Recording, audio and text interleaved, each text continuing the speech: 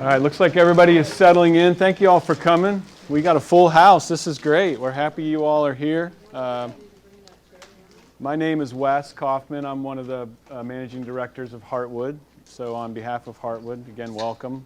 We got a great session for you today. Michael Arone from State Street Global Research is here. He is their Chief Investment Strategist. He's a managing director and has done, I don't know, probably can't count the number of times he's done this and been at bigger conferences and been on CNBC and written several articles for various investment publications. But he's going to give us his 2 cents on the markets and where we are, where we're headed, and some general oversight. And then we'll have a Q&A session as long as you all want to stick around. So without any further ado, I'm going to turn it over to Michael. Great. Wes, thank you so much. Good afternoon, everyone. Thank you so much for taking some time to join us. A few small housekeeping kind of items before I jump in and things. First and foremost, I want to thank Wes and Heartwood Wealth Advisors. So as you can imagine, just like you've put your trust in them, for him to invite an outside guest to speak to all of you, he needs to put his trust into me, because Lord knows what I might do and what I might say. And so we're very grateful to be a partner with Heartwood Wealth Advisors and to have their trust. And so we're very grateful. So thank you. I'm also equally grateful to all of you. It's a beautiful day outside. Maybe you got work, you got grandkids you could hang out with, you got Sudoku puzzles, you could be at the gym, you could be playing pickleball, you could be doing all kinds of stuff. Golf, watching Fox News, watching CNN, whatever the flavor of the day is. But you took the time to come from your day. And we continue to hear from so many people that their scarcest resource is their time. So you decided to carve out an hour, have some lunch with us, and listen to me talk about the economy and markets. So I'm also equally grateful to all of you. Now, another quick thing I would just say is, and I was chatting with a few folks before, and we were joking around about crystal balls and things like that. So I think what you'll find about my approach to the economy and markets in my comments today is I've always been incredibly curious and fascinated by the economy and global markets and what goes on. There's an old market adage that says that if you don't know who you are, the markets can be a very expensive place to find out.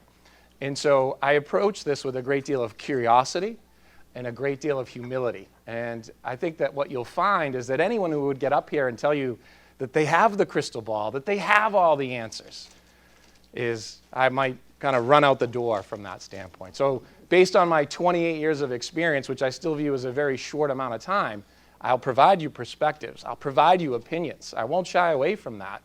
But I admit that there's lots of shades of gray. The markets and the economy are dynamic, and they move at different things, and there's all kinds of variables that drive them.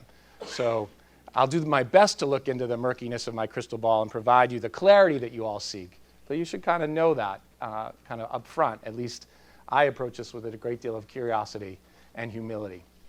Finally, as Wes mentioned, questions are great. Your questions are what makes this fun, what makes this engaging, what makes it interesting. So if you have questions, please bring them forward. And I know that there's some folks on Zoom and things. Welcome to those folks who are also kind of coming in from the Zoom. All right, without further ado, let's talk a little bit about the economy and markets and kind of the intersection of those two things. Admittedly, there's kind of lots of numbers, lots of colors. Don't worry about it. I'll kind of bring forward what's on here, what we're talking about, that type of thing. So if you can't see it or you're straining to see it, or please don't worry. I'll kind of bring some clarity to what you're kind of looking at. So this is asset class performance across a number of things. Stocks, like large cap stocks in the US, small cap stocks outside the US, like in Europe and Japan, emerging markets. And then a variety of bonds, gold, the dollar, hedge funds, and commodities, for example. So what we have here is the blue bars, which are mostly down, unfortunately, are the 12-month returns to all those different asset classes. The teal bars are the last few months. And then the circles, which you probably can't see, is the last month. All right, so what am I trying to demonstrate here? So 2019, 2020, 2021 were all very good years for the market, for risk assets. My guess is, and I hope Wes doesn't tackle me, but my guess is your statements all showed that your wealth was growing, your investments were growing. Outstanding. We know that in 2021, in the last year where many of these blue bars are down, that stocks and bonds of all kinds showed negative returns. So what happened? Well, there's a couple things that happened to result in that outcome. First and foremost, the Federal Reserve began raising interest rates from 0 to something north of 0. And so they began to raise rates. Why did they do that? Well, as a result of easy monetary policy for a very long time and a tremendous amount of fiscal spending to combat the negative effects of COVID-19. The combination of that resulted in inflation. And then COVID-19 itself did, as in terms of supply chains, right? We all remember going to the store, stocking up on toilet paper, we couldn't get it, those types of things.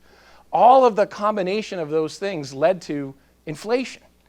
And one of the Fed's mandates, one of their things that they're responsible for controlling is stabilizing prices. And the way they do that is by raising rates and lowering rates. So we were at 0, and they raised rates to help stabilize prices. And so what happens when the Federal Reserve raises rates is they often slow down the economy. And most of the time, 9 out of the last 9 times they've done this, the economy eventually enters a recession. So markets get nervous about this. And they begin to anticipate that the economy is going to slow and the Fed's going to put us in a recession. And that has a negative impact on stocks and bonds and things like that. The second component of all of this is this notion, and again, I'll joke here that I was a finance major, so I'm not very good at math, but let me just give you this notion. So anyone who's maybe, I'm sure there's entrepreneurs here, engineers, business owners, the whole like. So many of us learned in Finance 101 that the value of an investment, stock, a bond, real estate, is simply the present value of the future cash flows. The cash flows discount at the discount rate. So the discount rate is an interest rate. So what happens is when that discount rate is low, the value of all these things is high. So when interest rates were near 0, stocks and bonds and credit and cryptocurrency and private equity and real estate and everything did great. When the interest rates began to move up, the value of these things got to get re-rated lower. It's a simple kind of math problem. Like I said, I'm not good at math, but essentially as the interest rates were rising, the value of these things were re-rated. That's why stocks and bonds went down last year. That's part of the reason. Now, the good news, these teal bars, right? They represent kind of the last few months. And the good news here is that virtually across the board, stocks and bonds have rebounded. They're starting to come back. And now performance. So one of the big takeaways that I want all of you to have today is that the economy isn't the market and vice versa.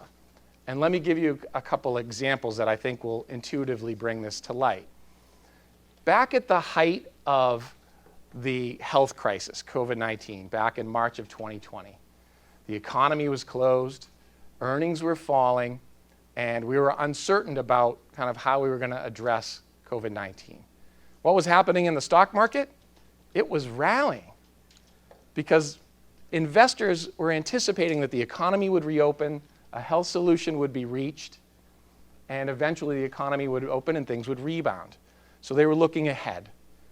If we think about last year, the economy expanded, so the economy still grew, earnings grew, and we've had the best labor market. Unemployment's at the lowest level we've seen in 54 years. Yet, as this chart demonstrates with all these blue bars over the last 12 months, we had the first time ever that we had a dual bear market in stocks and bonds. Why? Because investors were nervous that the interest rate increases would lead to a recession. And ultimately, as I said, kind of the way we value these things, as interest rates went up, the value of these things went down. So in many ways, what I want to really underscore today is this notion that the economy is not the market. So a lot of things in the economy and earnings and geopolitics and the labor market, they might not feel very good right now, but that doesn't necessarily mean that the markets will do poorly. In fact, over the last few months, the markets, both stocks and bonds, have rebounded and have done well, despite the fact that it still remains a pretty challenging environment. Let me give you just one more example, and I'll kind of move on from this notion. So everyone's familiar with this idea, or maybe not everyone, I don't mean to assume that, but everyone's kind of may know this idea of a 60-40 investment portfolio, 60% stocks, 40% bonds. It's kind of somewhat standard kind of allocation.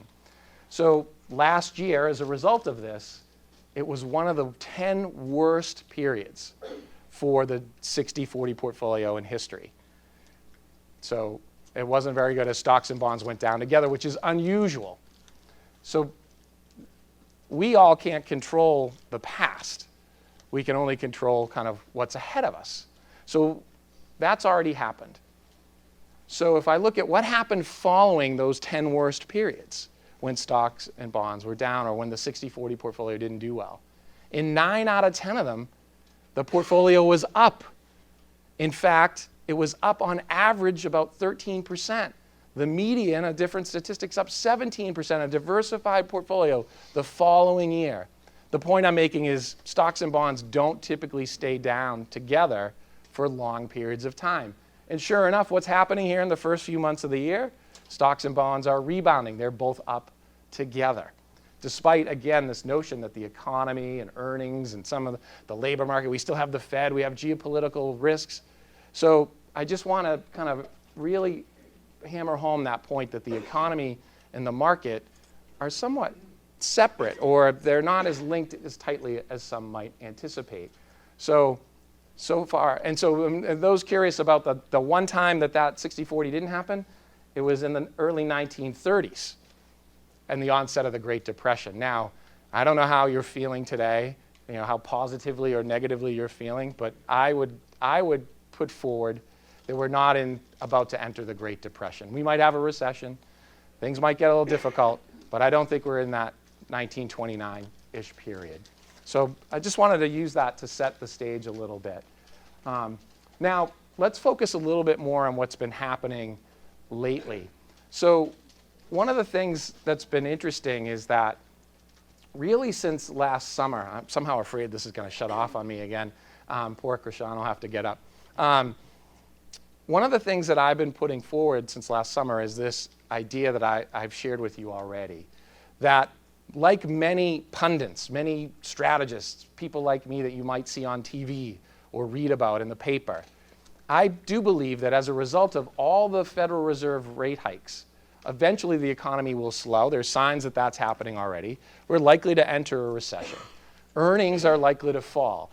So we were expecting earnings of a much greater level last summer, and they're starting to come down. My guess is they're likely to fall even further. And eventually, I do believe that companies will begin to lay off workers. Now, nobody celebrates that, but I do think that as profit margins get squeezed and the economy begins to slow down, layoffs will start to mount. We haven't seen that yet, but I think it's coming. We have seen a little bit in housing, a little bit in manufacturing, a little bit in technology. Now, after the banking situation you read about in March, you might see a little bit in financials. So I think the layoffs will come from that standpoint. But what's been interesting is that I've been saying, like a lot of folks, I anticipate that would happen. Yet, where my opinion differs is I've been saying that I believe that the markets will rally, underscoring the notion that the economy isn't the market and vice versa.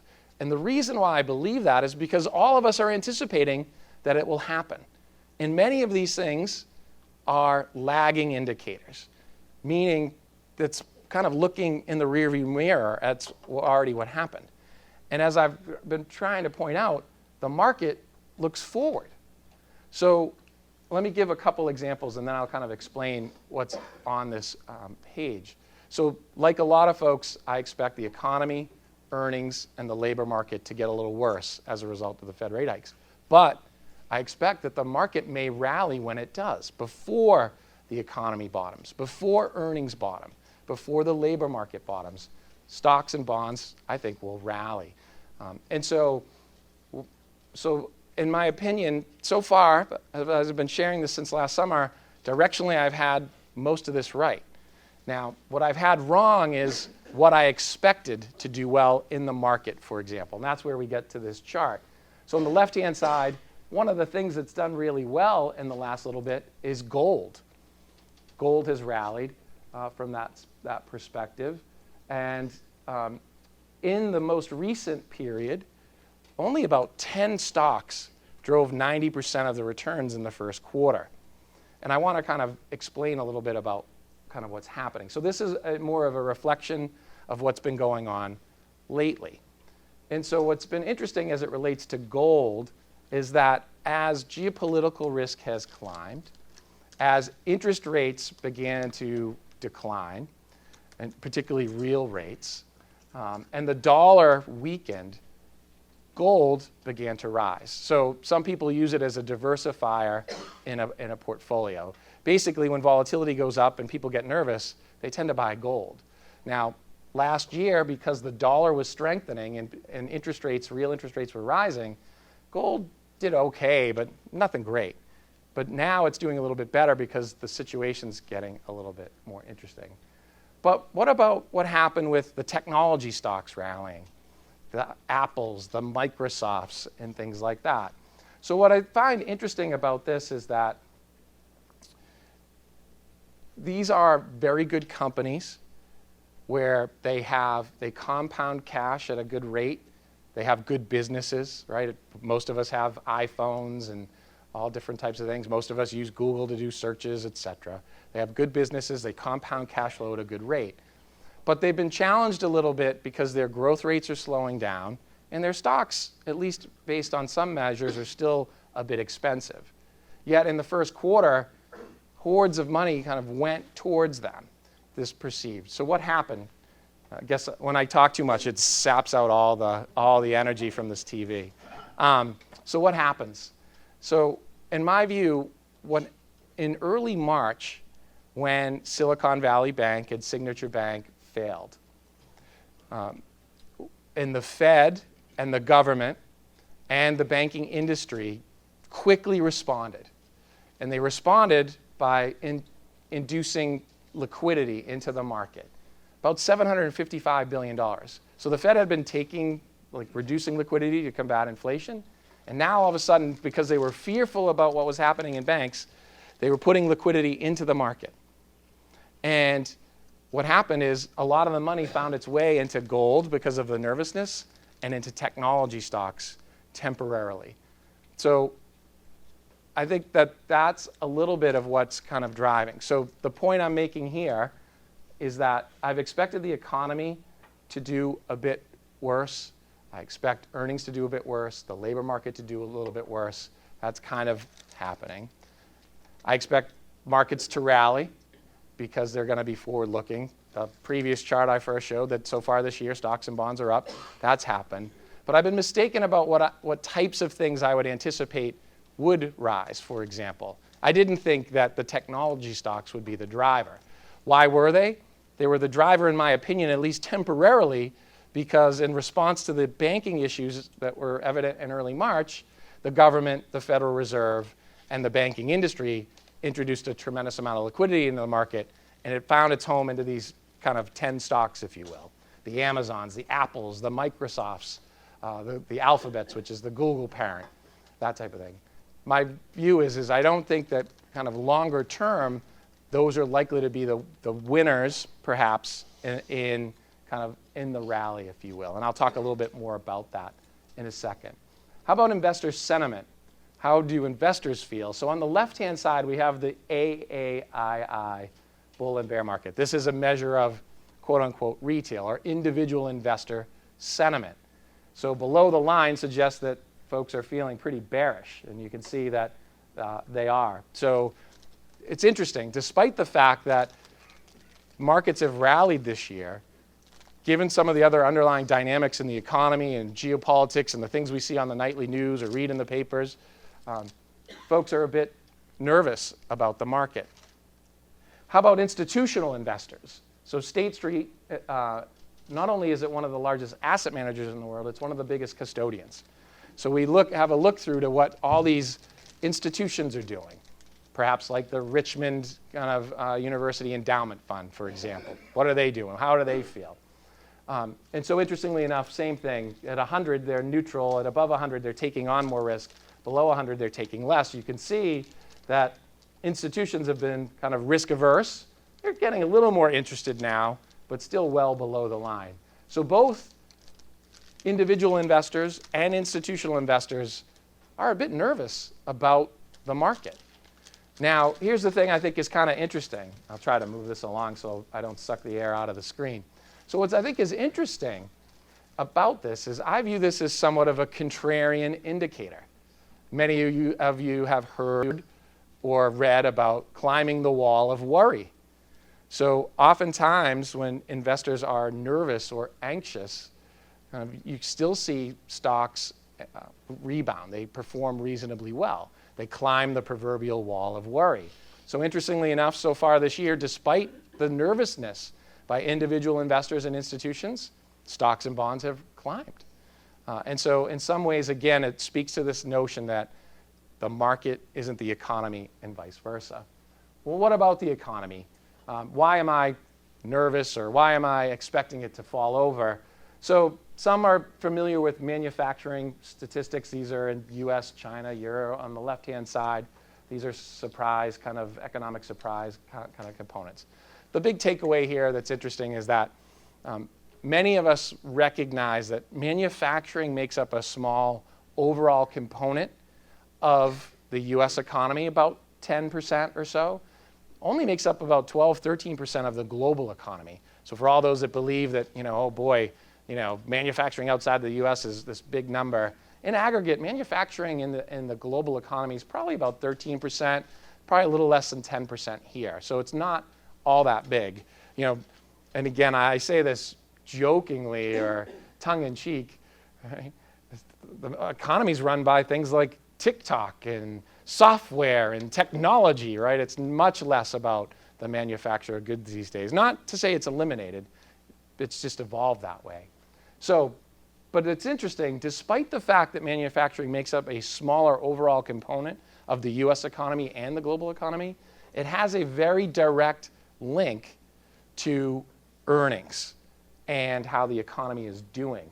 And so what's interesting about that is that when the manufacturing numbers fall, it's almost a preview. It's a leading indicator that earnings will fall across a lot of different industries.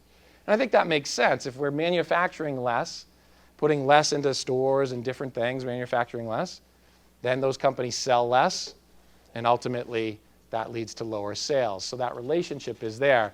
So what's been happening with the manufacturing numbers is they've been falling. In the US, when the number's at 50 or higher, it indicates an expansion. When it's below 50, it indicates a contraction. Right now, the PMI number's at 46.3. Typically, when it's at these levels, earnings fall, and the economy is either headed towards a recession or already in one when it's at those levels. And so, again, I'm providing this as a way to suggest why I think the economy, as a result of all the interest rate hikes, is likely to slow.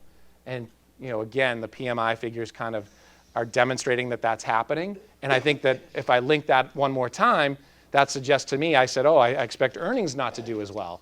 Well, I expect earnings to fall in the future.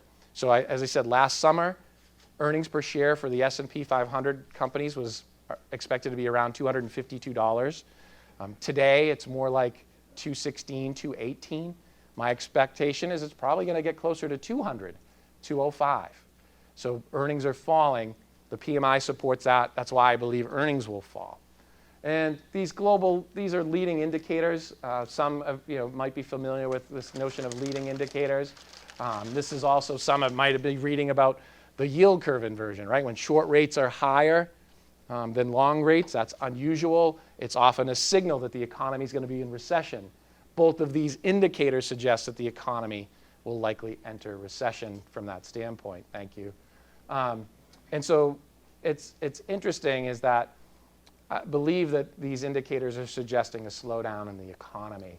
And then here's a bit of the earnings picture. Again, lots of numbers, lots of colors here, but This is the S&P in blue, international stocks, Europe, Japan, emerging markets, China, India, Mexico, small cap stocks. What's interesting about this picture, right, is as I mentioned, kind of last summer, earnings were up here. They're coming down now. They've even turned negative for small cap stocks and emerging market stocks. This is kind of how many earnings revisions are going up and how many are going down, that type of thing. Similar type of picture. Now, something I want to point out here that's kind of interesting as we think about investment portfolios. If we think about investment portfolios, asset allocation, that type of thing, many of you may be familiar that in the last decade or so, international stocks, Europe and Japan, emerging market stocks have been cheap. They traded good comparable valuations, but their performance has lagged the US. The US has had better earnings growth, lower rates, that type of thing. That picture is shifting, and I could tell you why. So for us, for example, in last fall, where we have discretion on behalf of our institutional clients, we started to add more to our international developed positions. Now, why did we do that? So buying international stocks because they're cheap isn't a reason in and of itself. They're always cheap, right? And many of you will kind of, through your reading, through your if we think about Europe, right? Aging demographic, lots of debt. It's a monetary union without a fiscal union, unlike the United States. It lacks a lot of the innovation. If we were to name the most innovative companies here, we'd quickly tick them off. Apple, Microsoft, Google, whatever. Europe, we probably couldn't get to number 3. So there's reasons why the stocks trade more cheaply. So that's not reason enough to buy them. So why do we like them? What's happening is their earnings, sorry if I'm getting in the way here, their earnings estimates are much higher than the S&P in emerging markets. And their revisions are also higher. So now all of a sudden, they're cheaper, but their earnings are much better. So what's been a little bit under the radar is that both revenue growth and earnings per share growth outside the United States in places like Europe and Japan have been faster over the last few quarters than within the US. And what's interesting about that is that's a real difference. So now I have a 30% discount, an advantage in terms of I can buy European and Japanese stocks more cheaply than I can in the US. And all of a sudden, because of the revisions are a little better, that gets us a bit excited. The second reason why, I'll bring this up, is our expectation is that the dollar will soften some. Now again, we're not saying the dollar's going to fall off a cliff or anything like that. So last year, if we think about it, when the Fed begins to talk about raising rates, they say, hey, inflation's coming up, we're going to have to raise rates. When they start doing that, what happens is the dollar starts to rise.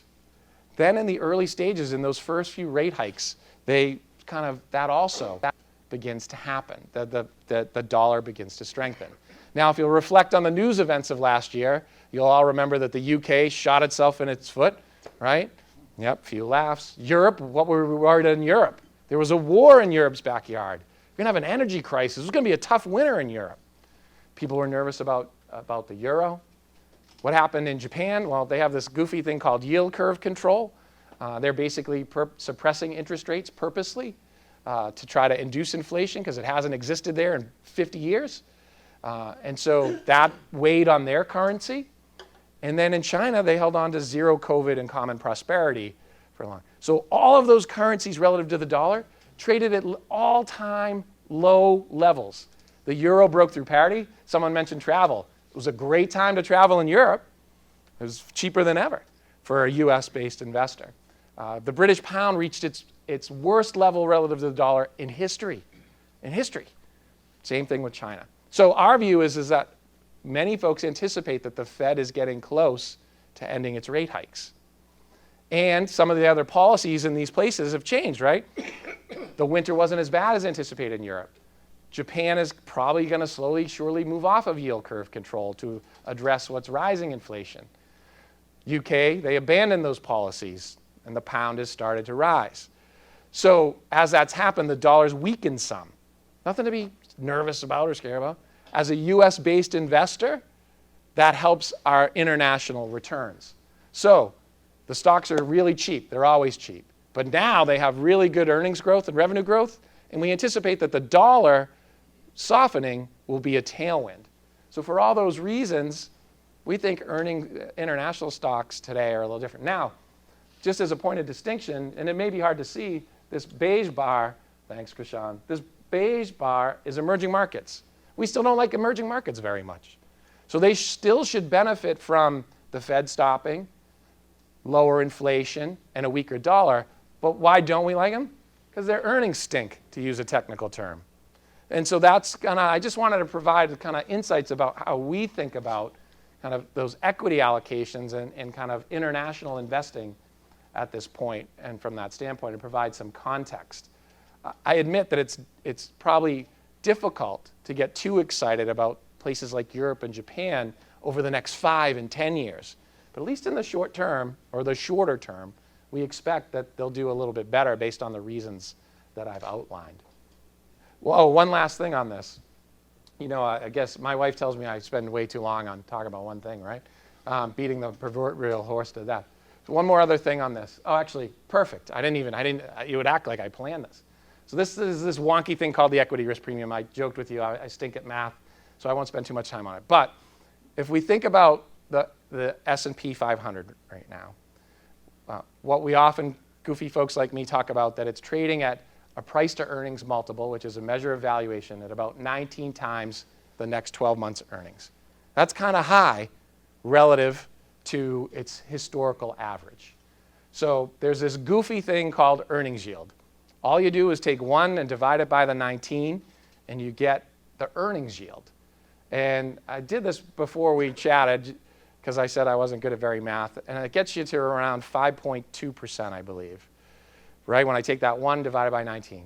Well, right now, many of you, in just buying short treasuries or certificates of deposit, I could say that fast 3 times, money market instruments, you're already going to get 4.5%. You take a little more risk, you might be able to get 5. The point I'm making, and the Wall Street Journal had an article about this maybe last week or the week before, is the equity risk premium. That's all that's called. Basically, it's for the S&P 500 anyway, it's as low as it's been since 2007. So the premium that you're getting for that risk you're taking isn't huge. Now again, I want to be clear, Wes probably wants me to be clear, we have exposure in the S&P 500. I'm not saying go out and sell it and you got to run away. That's not where there's diversification. You need a diversified portfolio. We have exposure. What I'm talking about is the relative attractiveness. If you were to give me that extra incremental dollars, where would I spend it? Where would I invest it? That type of thing. So the S&P, the equity risk premium that I get, which is what these charts show, just isn't very much. But when I look at things like international, they only trade at 12 times forward earnings. So if I take 1 divided by 12, that's like 8% versus 5% that I can get in a money market account today. So that advantage is a little more attractive. Now, it's no guarantee that the returns will do well, but it's kind of a margin of safety, might be too strong a word, but it's a measure of relative attractiveness. That's all these charts are kind of demonstrating. And so when we think about things like small cap stocks or international stocks, and we're going to allocate money, right now that equity risk premium is a bit more attractive in those areas than it is in the S&P 500. That's all we're saying. We still own the S&P 500. We still own all those companies. But if you were to give me $25 or $100 and you told me, Mike, where are you going to put it? I'd probably put it more in small cap today or international developed today than I would in the S&P 500 or emerging markets. That's all the point I'm trying to demonstrate there. All right, let's pivot a little bit to fixed income, and then I'll stop and answer all of your questions. So fixed income is a little bit of a different animal. Similar picture here, just a little bit more finite, and I promise I won't spend as much time on it, but similar. These are all different fixed income segments. Treasuries, mortgages, investment-grade corporate bonds, junk bonds, right? Some of these are emerging market bonds, et cetera. Similar chart. The blues the last 12 months, the greens year to date, and then the 1 month you'll be able to see. Very similar profile. Over the last 12 months, it's been a tough go virtually across the board. More recently, as rates have softened, it's good. So as many of you know, when yields go up, when interest rates go up, bond prices go down. And when yields go down or interest rates go down, bond prices go up. So what happened last year? Well, as the Fed raised rates from 0 to the end of the year around 4.5, 4.75, and rates went up, bonds went down virtually everywhere. Today, as basically interest rates have softened some, the U.S. 10-year Treasury earlier this year went to about 4.07%, broke through 4%. I don't know why I'm struggling with that. It's come down a little bit now. Today it's trading around about 3.6%. It reached as low as 3.28 or so. So as yields go down, bond prices go up, and sure enough, across the board, things are looking a little bit better on the bond side. So in case, the reason why I go through this a little bit, and Wes will probably appreciate this, and Heartwood advisors as well, is when we talk to financial advisors and we talk to their clients, whether you have a 50-50 allocation, 50% equities, 50% bonds, 60-40, 70-30, whatever it is, interestingly enough, the way the math works is that most of your volatility, despite those weights, is driven by the stock portfolio. And most people, professionals like me, folks like Wes, all of you, kind of used to it, right? We know when we invest in the stock market, there's going to be volatility. We might not like it, right? We don't like it when it goes down. Nobody likes downside volatility. But we kind of expect it. We hate it on the bond side because we don't expect it. And yet what's been happening in the last year is there's been tremendous bond market volatility. It's been very difficult to invest in the bond market. And returns in the short term showed, you got your statement and then you're negative and you're like, wait, how did my bond, like this isn't supposed to happen. So it's because rates were rising very quickly. Now that the Fed is near the end of its tightening cycle and investors are anticipating a recession, rates are coming down and bonds are acting better. So I just wanted to give that context. And so we saw that in the performance. But here I just want to talk a little bit about kind of the opportunities or how we think about bond investing. So the blue is kind of the yields. We call it the yield to worst. Just think of it as the yield that you get, the interest that you get. So high yield, where you take a fair amount of credit risk, you get a pretty good amount. Same thing with loans. These are considered below investment grade. They're considered to be, the credit worthiness is lower than treasuries, right? Which down this way, okay? And the green bar is this goofy thing called duration. All I want you to know is that all this means is that it's its sensitivity to changes in interest rates. So if duration's really high and interest rates are going up, it has a big impact. If duration's really low and interest rates are changing, it has a less kind of impact on the volatility. So not surprisingly, right, when interest rates are rising, I'm just going to do this quick because that way I don't have to worry about it disappearing on me. So this green bar shows that the treasuries with 30-year maturities, duration's really high. So they're super sensitive to changes in interest rates. 1 to 3 month treasury bills, things that they have very little duration. They're not very sensitive to changes in interest rates.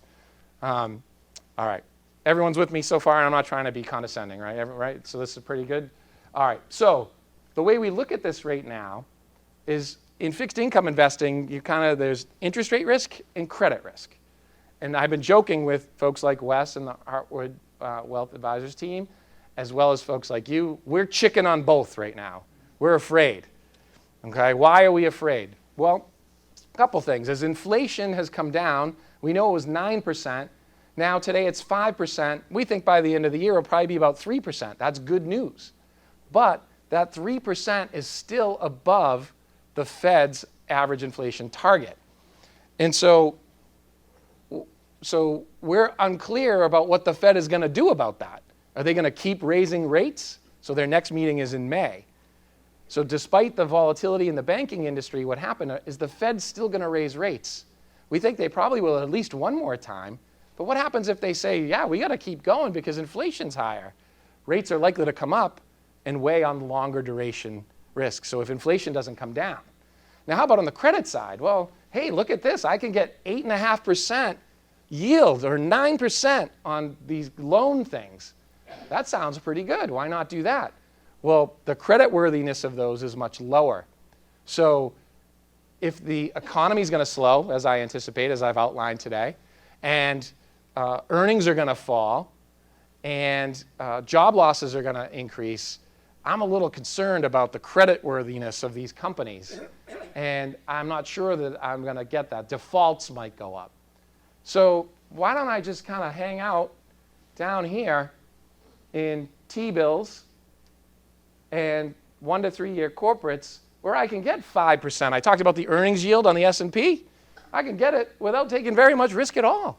So why not do that and wait for a better opportunity on fixed income? So that's kind of the message that we have on fixed income these days is stay high quality, don't take a lot of credit risk, stay lower maturity.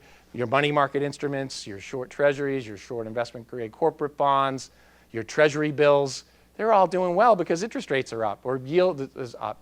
So why bother to take the risk? Because you don't like the volatility on the fixed income side anyway. And that's basically what this has to say. I don't think I have to cover any of that stuff, and you don't really care about those definitions. All right. So I just wanted to kind of outline that. We talked a little bit about equities, a little bit about fixed income, the economy, Fed, rates, inflation, et cetera. If you're curious about the charts, and I don't mean to give this commercial, and I wouldn't want Wes or the team to kick me, we have a website too. This is available publicly. It's our monthly chart pack. I just showed you a glimpse of it. For those that like to go through the charts and do research and do things like that, you can find the chart pack on our website. And we'll be around after if you're curious and you want to check it out. With that, I think there's probably about 15 minutes or so for any questions you have. It can be on anything, geopolitics, anything that you want.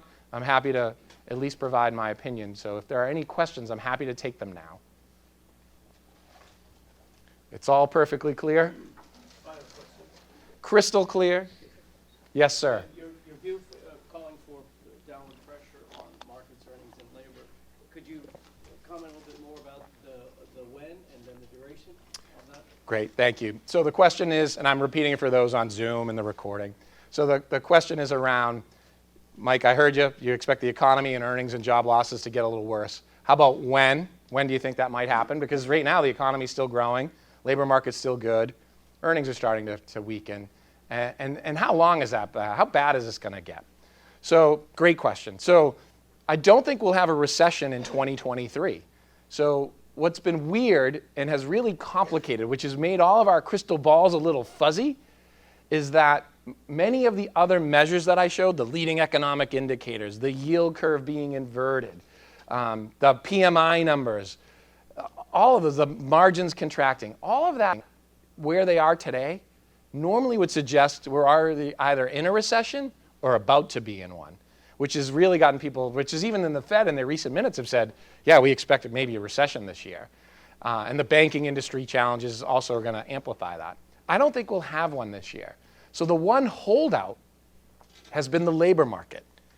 And jobs, in terms of the labor market, the unemployment rate is at around 54-year low, around 3.5%. And many of you might be familiar with this goofy thing called the JOLTS report.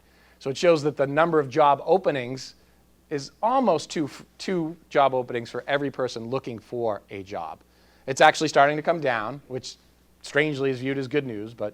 And so the job market remains tight and unemployment remains low. And we just don't typically have recessions under those conditions. Now, at the same time, inflation is falling, and yet wages have been rising or staying stagnant. So real incomes, which were negative when inflation was at 9, they're starting to be positive now. And we know in the economy, 2/3 of the US economy is driven by the good old consumer. And so they're in pretty good shape. As a result, I don't anticipate a recession in 2023. Now, I think the Fed is going to raise rates in May, on May 2nd and May 3rd. I think they may even be crazy enough to do it again. And therefore, I do think we'll probably have a recession around this time next year. So there's this lagged effect. So I think probably next year, so in terms of timing, sorry, I know I took a minute to get there. And then in terms of duration, I think it'll be, so if you think about the last few times we've had a recession or things, we had the technology, media, telecom bubble bursting, years of buildup. right? We had the sock puppet commercials and the crazy valuation stuff, and that took some time to work through that excess.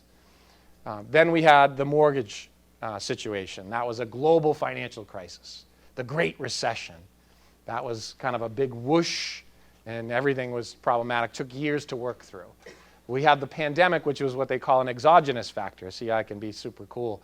The quick thing, quick recession, blah, blah, blah. We found a solution. We moved on. This one, I believe, will be a more garden variety, typical recession. We've already started to see a little bit in housing, a little bit in manufacturing. Technology's laid off people. Now we're going to get financials. More death by 1,000 paper cuts than the big whoosh. I just like to make that sound.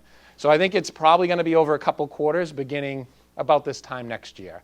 And again, heavy doses of grains of salt and murkiness in my crystal ball, but that's what I currently anticipate, given kind of what I'm seeing in the tea leaves. I get paid by the cliche. Other questions? Yes, ma'am. How do the negotiations in Congress over the debt limit affect the market? Yeah, so it's a great question. It's about how do the discussions, the debate about raising the debt ceiling and fiscal spending affect the stock market and the economy. So one, it induces a fair deal of uncertainty, and nobody likes that uncertainty. The other thing that I think will happen is the banking industry challenges. I don't like to call it a crisis. It was certainly problematic for those couple of banks, but the government, the federal bank, and the banking industry quickly ring-fenced it, and it's not this big systemic crisis, despite the crazy headlines. But it was a problem. So that problem, because the government spent a lot of money there and tax receipts are down, is now bringing the debt ceiling conversation forward. So originally, we were probably going to have this conversation in July, August, maybe even all the way to September. And now, because tax receipts are down and because of what happened and what they did in response, that conversation might happen as early as June. So another thing is now all of a sudden, they have less time. And that's concerning, and the market will be a little nervous about that. Now, in terms of what I anticipate will happen, the debt ceiling has been raised 22 times in the last 25 years. It's been raised more than 100 times since World War II, and I believe it will be raised again. Now, I think what's going to happen is we're going to get to the abyss, we're going to look over the cliff, and then they're going to blink, and there'll be some last-minute compromise. The market's going to hate all that until they reach a compromise. Fair enough. The other outcome of this kind of longer term to think about is the following. Every time government spending is above its long-term averages, in the 1980s, the mid-1990s, and 2011, the debt ceiling is used as a catalyst to have conversation about restraining or reducing fiscal spending. And that's what's happening now. Right? Republicans are saying, hey, we want to reduce spending. Democrats are saying, nah, not so fast. And I think the ultimate outcome will be some type of agreement on reducing the rate of growth in government spending. The problem is they'll say, entitlement things, that's the third rail, we can't do that. Defense spending, haven't you seen China and Russia and Taiwan? What's going on with that? We're not touching that. And then an interest cost, because interest rates have gone up on all this debt, is also crowding out spending. So there's not a whole lot left to cut. So they'll say, we're not going to spend as much. The rate of growth in fiscal government spending won't be there. If you think about its impact, the massive fiscal spending might have led to inflation, but it also increased the economy, like the GDP. So now that tailwind or that boost to economic growth is likely to go away over the next few years. At the same time that monetary policy is tightening, which has also been a boost to financial assets and the economy. So those two things are going down. So I think the ultimate thing is economic growth will slow, inflation will slow. Some might view that as a good news item from that as a result of the debt ceiling. So those are kind of my views on that. I think that they'll get all the way to the edge, but we won't fall over the cliff. And the ultimate outcome will be less government spending. Some will say, hooray, I'm more fiscally conservative. But it won't be perfect as kind of what we want. And ultimately, it will slow down the economy. Other questions? Yes, sir. This one here in the back, and then I could come back to you, sir. Crystal balls, with artificial intelligence, is there anything coming into the marketing analysis with that intention or knowledge? Yeah, so for State Street Global Advisors right now, Oh, yeah. Thank you, Wes. I appreciate it. So the question is around artificial intelligence, and I believe, and let me know if I got this part right, kind of, is it informing us about anything? Is it helping provide clarity into our crystal balls? Are we using it? Fair enough. So we haven't incorporated it into our analysis just yet. I think it's too early, but we are curious about how it could impact and improve the quality of our thinking. And so we're probably more looking at it as something to explore, to play with sounds too like willy-nilly, right? But to kind of see, like, what is the output? What does it, is it intuitive? Does it make sense? Does it help provide clarity? But it's far too early for us to say, oh, AI just said we should, do this, let's do it. We're kind of balancing kind of that thought now. And I think that artificial intelligence perhaps will become more part of an investment process in the future. Hopefully that makes sense. Did you have another question, sir? I did. Could you comment on cryptocurrency as an asset class? Yes, so the question is can I comment on cryptocurrency as an asset class? And what's interesting about this is I've been very consistent with this view. So whether cryptocurrency was at 68,000, whether it was at 15,000, today it's around 30,000, I've been fairly consistent with this. I view cryptocurrency as more, and I know sometimes folks view this as like a dirty word. It's more of a speculative asset, and there's nothing wrong with that.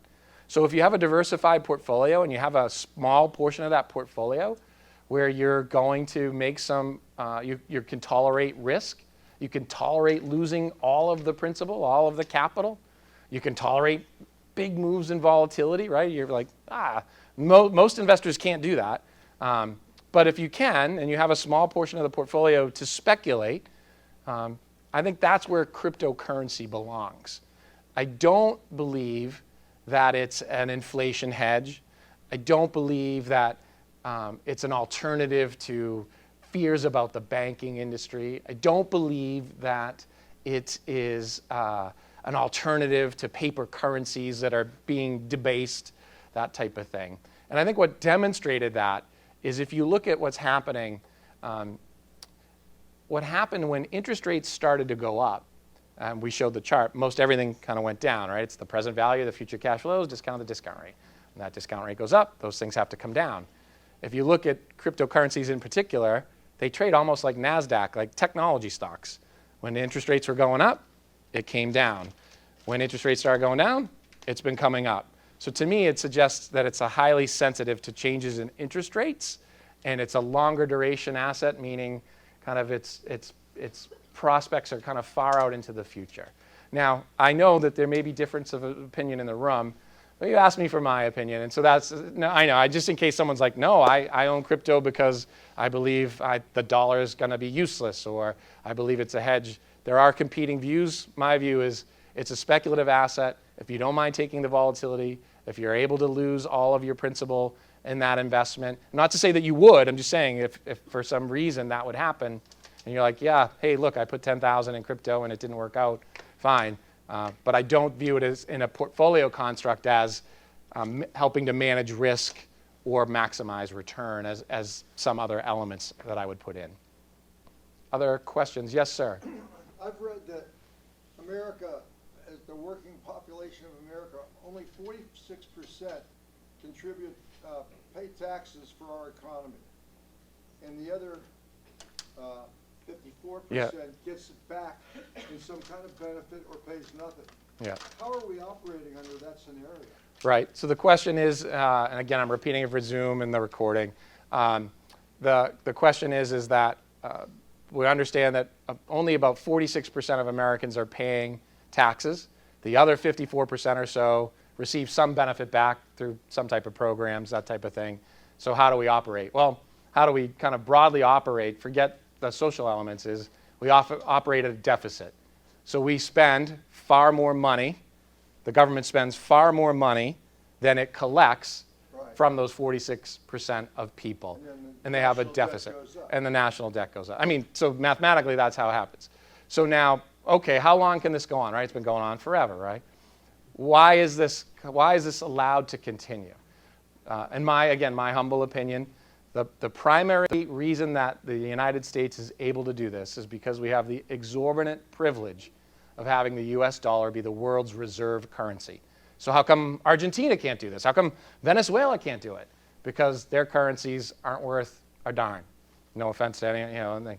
So because the US dollar is the world's reserve currency, and it's used by so many other people, and there's this demand for it kind of everywhere, it allows us to run these deficits.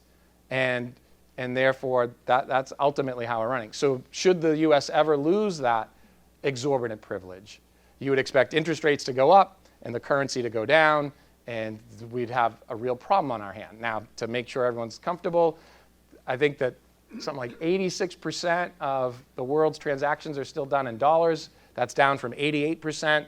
And then China, right, that's the big fear too, right? China, they've gone from like 2% of the world's transactions done in yuan to like 4%. So we're far ways away from that, I want to make it clear. But that's why we're able to run all these deficits, primarily is because of the exorbitant privilege of the United States having the dollar as the world's reserve currency. John Conley famously said, he was the Treasury Secretary in the 70s, that the US dollar is our currency, but it's your problem, meaning the rest of the world. And that's why we're able to run these deficits. And that's why you have, so we collect far less taxes than we spend. And eventually, I believe that will result in lower growth, higher rates. It's probably a little disinflationary, to be honest, because of lower growth. And it will eventually perhaps become a problem.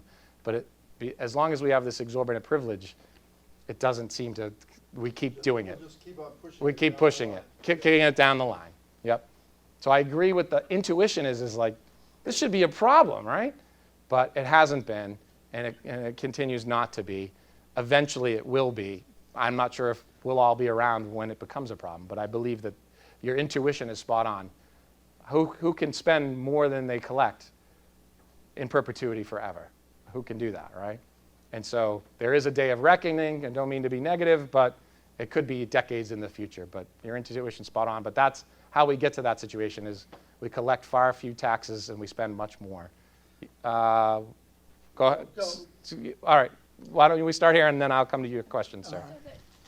So the value of the U.S. dollar going slightly down is a good thing for developed international. So as a U.S.-based investor, that is a good thing for the returns of international stocks. Yep. Yep. But not for like Brazil or...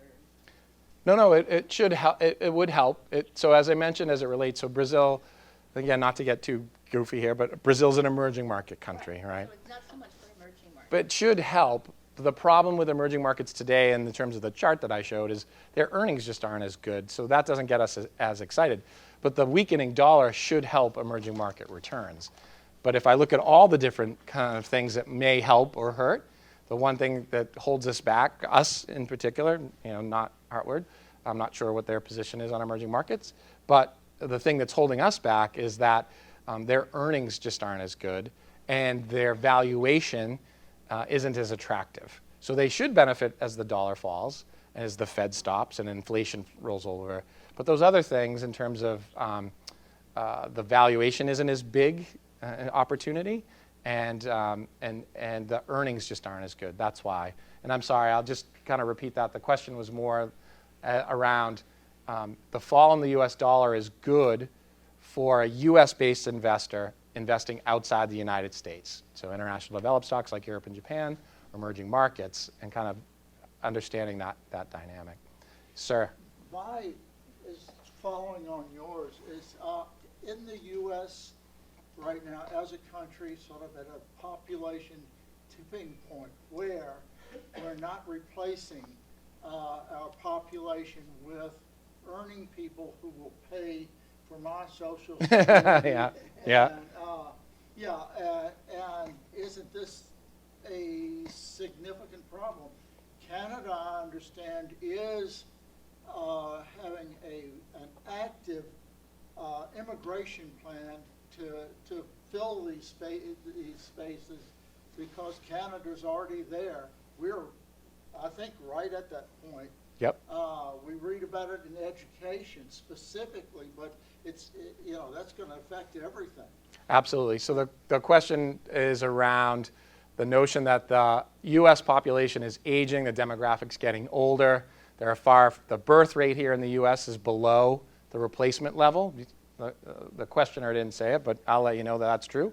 So therefore, there are far fewer younger people to pay for the entitlement programs of the older people, and that group's growing, and this group's kind of been more stable. And doesn't this become a problem? You guys would love my article from, not this most recent, a month or two ago, where I talked about the kind of what I titled the Battle of the Ages, which highlights this very notion. So not only is this happening in the US, as you point out, it's happening in the UK, Europe. China is actually also, right? And you're all going to see headlines tonight on the news about how India soon will surpass China as the world's most populous place. In fact, India has 200 more school children than China does. And China has a serious issue with diabetes. They have the most 200 million smokers. And again, if you smoke, I'm not, but look, we all know the health issues, right? So 200 million more smokers. They have the most smokers in the world. So China's population is going to decline. Are they going to get poor? Are they going to get old before they get rich type of thing, right? And you guys might be like, who cares about China? Tell us about the US, right? So here's the thing. So I just wrote about this this intersection to highlight this exact point. And it also dovetails with what you had said, sir.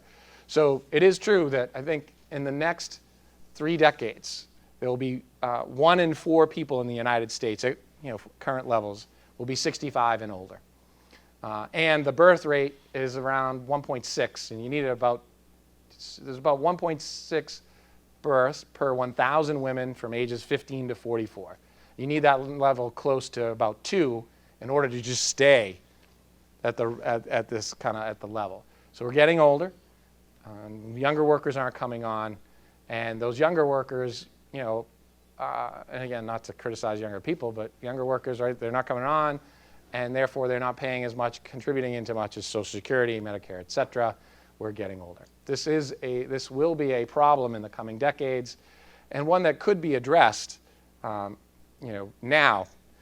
But what are the problems? So you have this intersection between the fiscal irresponsibility, the populist friction.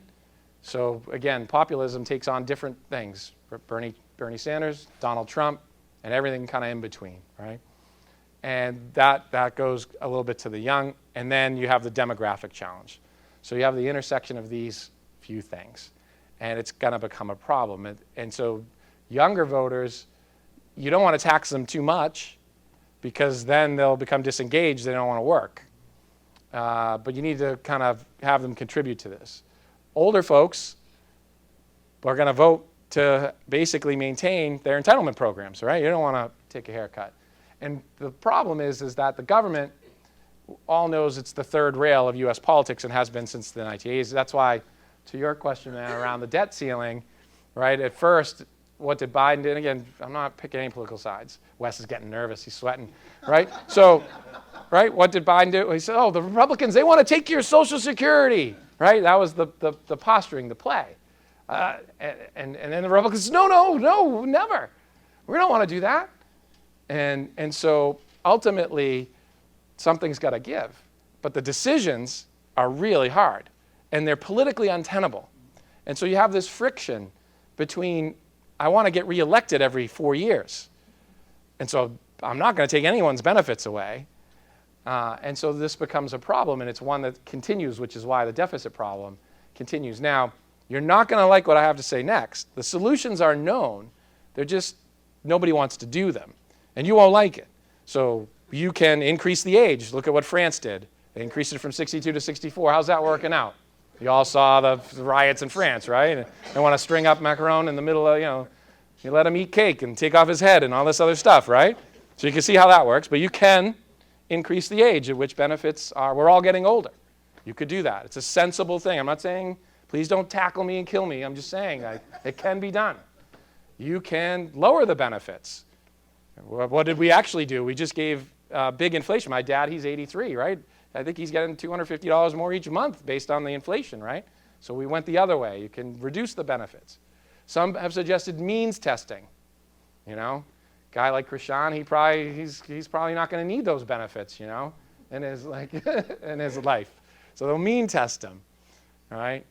So the wealthier don't get any benefits or fewer benefits. That's another way to do it. So there's different ways in which you could address the problem. You could, another thing, right? So you guys will like this one. You could tax all the younger workers and make them increase more contributions into my thing. Yep, yay. The problem with that one is they're like, wait, what? Half my paycheck's going to this? I'm going to go, nah, I'm not interested. I got other things to do. I'm going to play video games or something. I don't know. And again, it's easy to poke fun at the young, right? But they're going to go do something else. They're going to be like, I don't want to do that. So it's a delicate balance. So you could increase taxes in order to pay for, but the politicians know they don't get reelected when they raise taxes. So this keeps getting kicked down the road. Eventually, I think it'll become kind of untenable. But for now, we all just keep kicking the can down the road. It's not a great result. More workers. You could add more workers, so therefore you would have to. Babies. So China, for example, right? You're all familiar with what China did, the whole one-child policy, right? Because they were afraid. And now what are they doing? Now they've backed off on it. Years ago they backed off on it. And now they're actually trying to incent people to have children and get married. There's actually, because China's a little different in terms of the communists and the socialism. They have plans and things in place to encourage and incentivize families and children and more children. It's not working.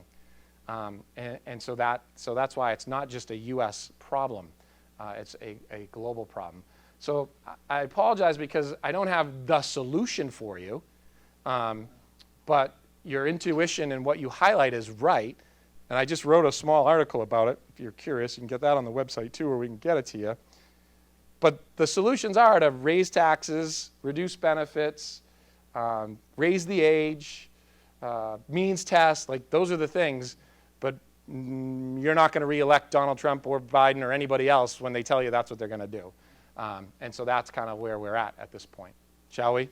Yeah. Right, thank you all very much. I appreciate it. Thank you. Thanks. Thank you, everybody, for coming. I think Michael and Krishan will stick around for questions afterwards, and have an awesome afternoon. Take care. Thanks, Wes.